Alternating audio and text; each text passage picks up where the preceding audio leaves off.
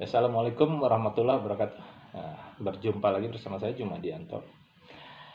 Ya, sebelum melanjutkan ini mohon Anda untuk mensubscribe channel ini agar terus berkembang, dapat memberikan edukasi masalah persampahan. Baiklah, hari ini kita akan membahas masalah pengelolaan sampah. Nah, ini kan biar jelas apa sih yang dimaksud dengan pengelolaan sampah. Tapi sebelum sampai ke pengelolaan sampah, kita harus mengenal dulu nih, sampah itu apa sih?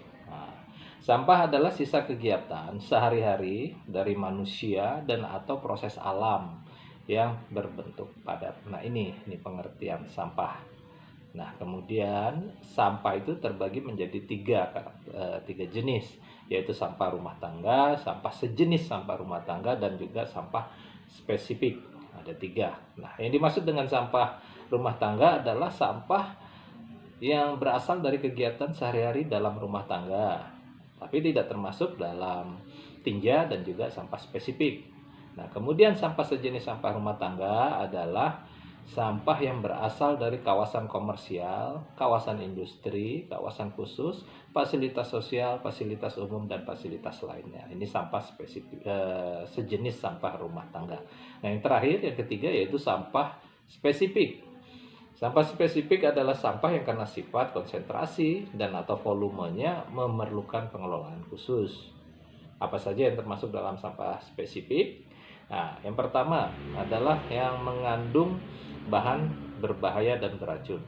Yang kedua, sampah yang mengandung limbah bahan berbahaya dan beracun atau LB3. Kemudian yang ketiga, sampah yang timbul akibat dari bencana. Keempat, nah ini ada puing bongkaran bangunan. Kelima, sampah yang secara teknologi belum dapat diolah. Yang maksudnya diolah secara langsung oleh masyarakat atau kita. Nah, kemudian yang terakhir yaitu sampah yang timbulnya secara tidak periodik. Sewaktu-waktu itu masuk dalam kategori sampah spesifik. Nah, sampah spesifik, nah kita persempit dulu. Ini yang bertanggung jawab mengelolanya adalah pemerintah. Ini amanat Undang-Undang 18 tahun 2008 tentang pengelolaan sampah. Nah, baru kita akan melangkah ke tahap pembahasan selanjutnya nih. Yang selanjutnya, nah ini yang masuk ke intinya, ada di depan menjadi judul dan juga narasi saya untuk seri-seri selanjutnya, itu tentang pengelolaan sampah. Pengelolaan sampah itu apa sih? Nah, pengelolaan sampah dapat dipahami adalah sebagai kegiatan yang sistematis, menyeluruh, dan berkesinambungan yang meliputi dari pengurangan dan penanganan sampah. Nah, jadi secara singkat, pengelolaan sampah itu terbagi menjadi dua, yaitu pengurangan sampah dan penanganan sampah. Nah, ada dua. Nah, kemudian dari kedua kegiatan ini yang bermuara menjadi pengelolaan sampah tadi, apa sih tujuannya? Nah, tujuan dari pengelolaan sampah adalah meningkatkan kesehatan masyarakat dan kualitas lingkungan, serta menjadikan sampah sebagai sumber daya. Nah, tagline kita kan, sampah itu jangan dipandang sebagai sesuatu yang sudah tidak memiliki arti atau apalagi, tapi pandanglah sampah sebagai sumber daya. Nah, ini diatur juga dalam Undang-Undang 18 tahun 2008 tentang pengelolaan sampah.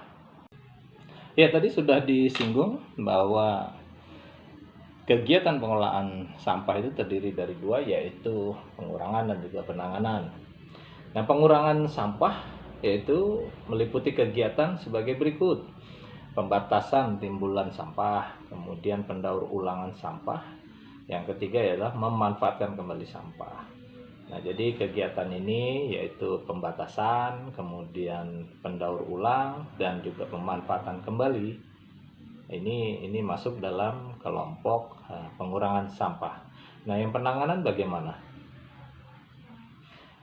Nah, kegiatan penanganan sampah sendiri itu meliputi pemilahan dalam bentuk pengelompokan dan pemisahan sampah sesuai dengan jenis, jumlah, dan sifat sampah. Yang kemudian kedua yaitu pengumpulan dalam bentuk pengambilan, kemudian pemindahan sampah dari sumber sampah ke penampungan sementara atau tempat pengolahan sampah terpadu. Selanjutnya kegiatan pengangkutan dalam bentuk membawa sampah dari sumber dan tempat penampungan sampah sementara atau dari tempat pengolahan sampah terpadu menuju tempat pemrosesan akhir. Selanjutnya itu pengolahan dalam bentuk mengubah karakteristik, komposisi, dan jumlah sampah. Nah, terakhir yaitu pemrosesan akhir sampah dalam bentuk pengembalian sampah dari hasil pengolahan sebelumnya ke media lingkungan secara aman. Ya, ini umumnya kita kenal sebagai TPA. TPA itu bukan tempat pembuangan air, tapi tempat pemrosesan akhir di mana sampah ini.